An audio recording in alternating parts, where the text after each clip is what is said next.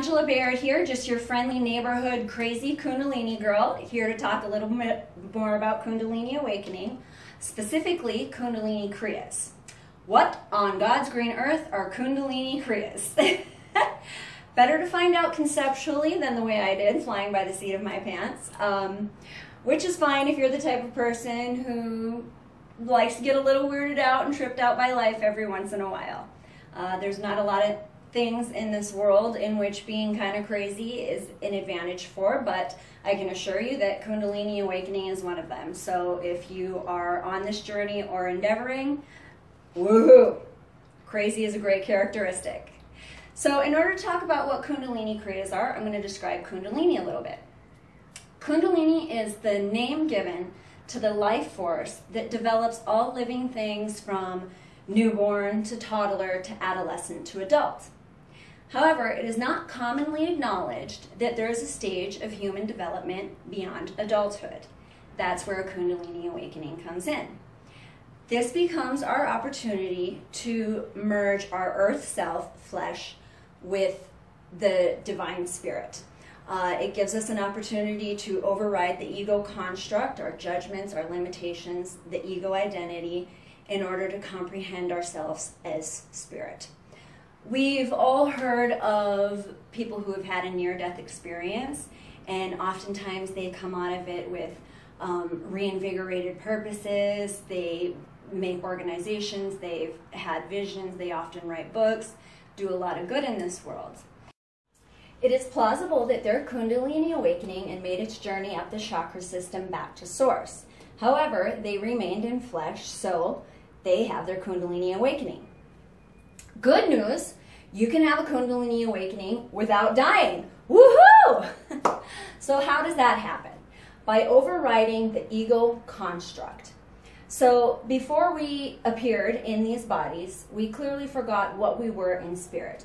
Most of us do not remember what we were before we incarnated into these bodies, nor do we know what we are in spirit afterwards. So we override the ego mechanism by going into a quiet state of mind or a meditative state of mind. It is the mental construct that limits us and makes us have our own personal identity and uniqueness. So most people, when they hear the term quiet state of mind, tend to think about meditation or yoga. But there are actually many ways to override the ego structure and achieve a quiet state of mind. For example, I was going on long walks with my dog, dancing and journaling. I was writing a book where I was deeply exploring the characteristics of what I call the destroyer versus the healer. The destroyer actually represents a lot of people on this earth right now with addictions, emotional repressions, dysfunctions, a lot of pain that they don't know how to deal with. And then the healer, which is forgiveness, love, peace, understanding, a deep state of trust and surrender that everything that's happening to us is for a reason and that we are meant to survive and thrive and transcend those. Also during that time, I was really asking the powers that be for my earth purpose. So I did not know this, but my brain was rewiring from duality thinking, which is the consciousness of good, bad, right, wrong, the judgment mind mechanism. It was rewiring to unity consciousness, that there is a reason for everything and that we are all here exploring something. So when the soil of the brain is ripe for this change, something flips a trigger that tells the Kundalini to begin its journey up the chakra system. So it makes its way from the root chakra to the sacral, solar plexus, heart, throat, third eye, and crown. And as the energy is moving up, the physical body is responding to it. And as the brain gets rewired and remade, the whole entire organism gets an overhaul or a restructuring.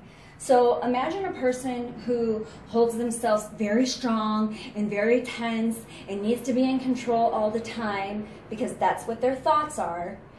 Imagine how that's going to manifest in their energy body and their physical body. It actually changes their molecular cellular structuring.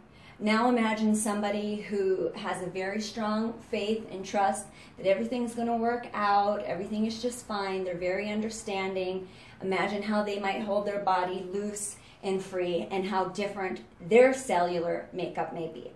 So as the Kundalini basically rewires along with the brain and clears out things that are no longer serving in our lives, that means our whole lives could be uprooted just like our bodies. Relationships, jobs, hobbies, skills, our whole identity may get a restructuring, especially the things that are not going to come with us into the next level of the transformation. So, for one, the body is responding to the Kundalini energy going up those blocks. Betsy Raber, who wrote OurLightBody.com, Our Light Body, you can find it at OurLightBody.com, is what I found while I was going through my Kundalini Awakening that helped me tremendously. Anyways, in that book, she describes Kriyas as somebody stretching and yawning. So imagine you wake up in the morning and you go,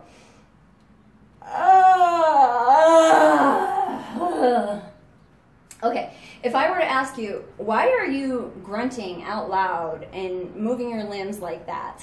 You might say, I don't know, my body just wanted to.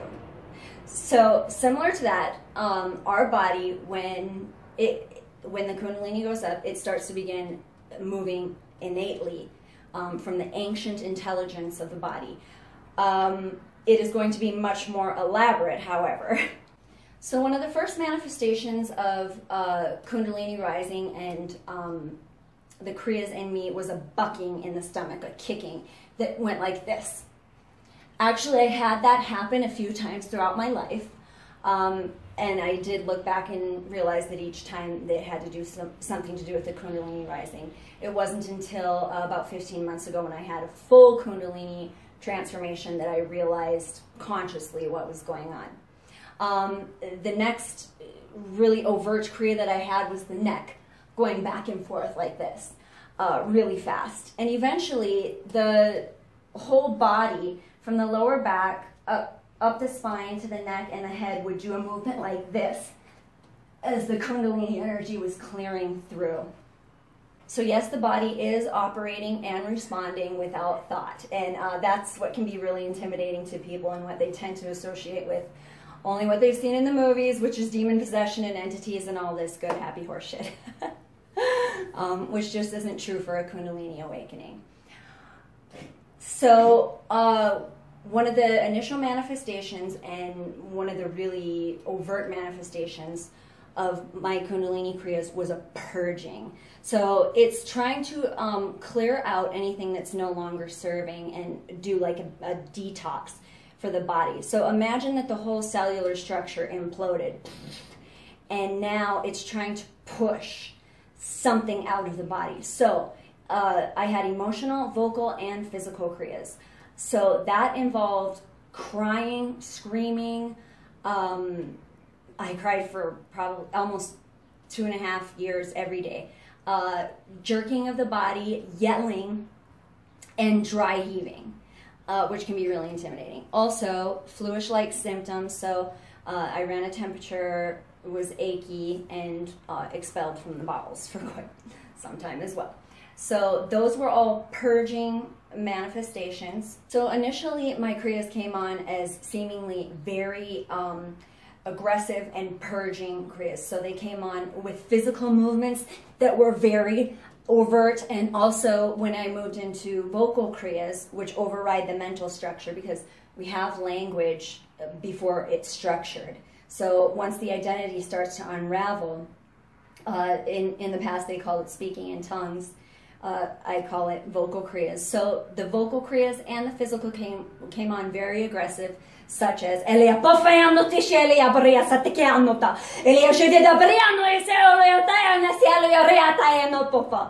so there was a lot of repressed anger and emotions coming up to be cleared. Pain come up, pain go out. Eventually Sometimes they started to smooth out in what sounded like a much more soothing, nurturing vocal kriya and physical posturing, such as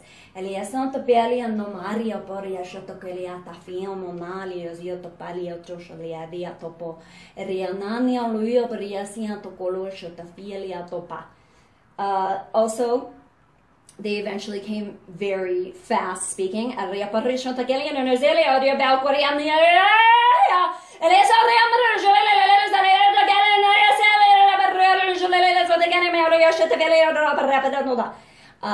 That I think is clearly a lot of hyped up vocal energy, could be repressed. Also preparing to speak the truth. So that's why a lot of vocal energy comes out, as well as trying to gear up to a higher vibration. And now lately, what seems to coincide with kind of the rebirth, the destroy, the purge was the initial thing. Now it seems that the consciousness is in a state of rebirth, so there's a lot of childlike vocal kriyas.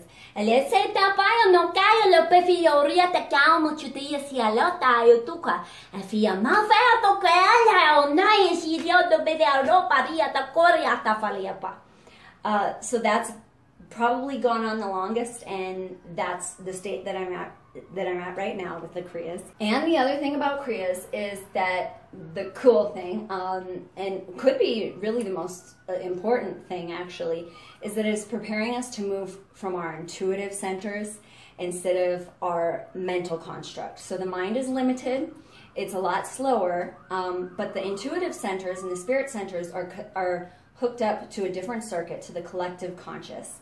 And so it prepares us to really, well, prepare would be an oxymoron, because it allows us to operate from stimuli spontaneously in the moment. So it allows us to be in the present moment. And that's the next level of human evolution and human consciousness, is being in the present moment, being one with each other and operating from something beyond the mind level. Right now we live in a society where the question does need to be raised, why is it more powerful to live from our transcendent peace, love, forgiveness centers than it is from our fear construct, when we live in a society that is mind heavy, that it is about domination, it's about who's at the top. So, but we are now moving into a place where we've dominated the earth, we've conquered the earth, and now we can nurture. So we don't need to fight for survival anymore. We don't need to fight for supplies, most of us. And now is the time that the Creator can invite us to move above our survival centers, the first three centers, and move into our gifts, our talents, sharing with one another, understanding one another, and nurturing. We've proved our survival through the minds. We've proved that we're strong enough to be on this earth. And now let's prove that we know how to love one another.